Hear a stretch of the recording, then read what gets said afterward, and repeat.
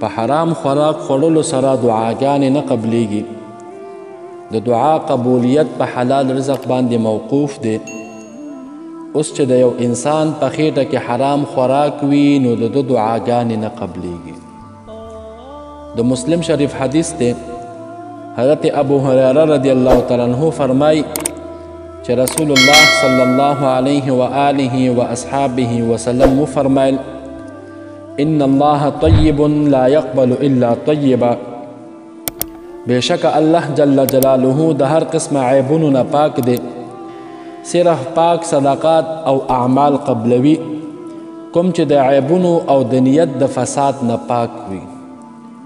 وان الله امر المؤمنین بما امر به المرسلین، او بېشک الله تعالی مؤمنانو ته د هغه شي حکم کړی کوم چې رسولانو ته کړی، او هغه د حلال مال خوراک او نیک اعمال کول دي. الله جل جلاله فرمای یا ایها الرسل کلوا من الطیبات واعملوا صالحا انی بما تعملون علیم. ای رسولانو تاسو پاکیزه او حلال سیزونه خورئ او همیشه نیک عملونه کوئ، بېشکه زه په هغه کارونو باندې ښه خبر یم کوم چې تاسو کوئ.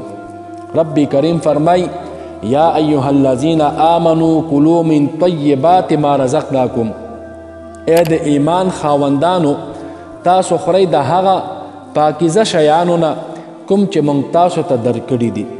حضرت ابو هریره رضی الله تعالی عنہ فرمای چې بیا رسول الله صلی الله علیه و آله و اصحابه وسلم د مثال په طور د هغې سړي حال ذکر کړو چې اوږد سفر وکړي، د سفر په وجه ویښتان یې ګډ وډ وي، په بدن یې ګرد پروت وي، د دعا دپاره دواړه لاسونه اسمان طرف ته اوچت کړي او دا وایي یا ربي یا ربي، ای زما ربه ای زما ربه، زما مقاصد پوره کړه او زما دعا قبوله کړه.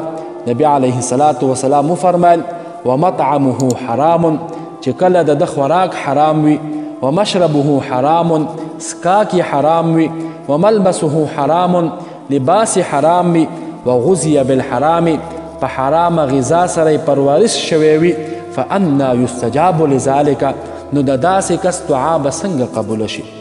محترمو، د دې حدیث په اوله حصه کې نبی کریم صلی الله علیه و آله و اصحابه وسلم د حلال مال اهمیت او د حلال مال د قبلېدو ذکر وکړو. بیا په 2 آیاتونو کې د حلال خوراک کولو حکم وشو. په آخره کې پیغمبر علیه الصلاة والسلام دا خبره واضحه کړه چې د حرام مال خوړلو په وجه د انسان دعا نه قبلیږي. خو دا خبره د یو مثال په ذریعه بیان کړه چې یو کس اوږد سفر وکړي، د دې سفر په وجه دومره ډیر تکلیفونه برداشت کړي چې ظاهري حالت یې د رحم قابل شي، یعنی ویښتان یې ګډ وډ وي، په بدن یې ګردونه پراته وي، او دی په ډېرې عاجزۍ سره لاسونه د دعا دپاره پورته کړي.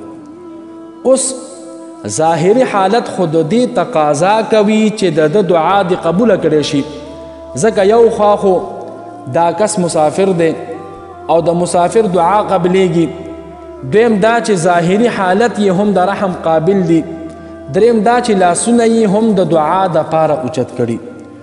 خو د دې ټولو خبرو باوجود نبی کریم علیه الصلاة والسلام فرمای چې کله د دې کس خوراک حرام وي، سکاک حرام وي، لباس حرام وي، په حرام غذای پرورش شوی وي، نو د ده دعا به څنګه قبوله شي؟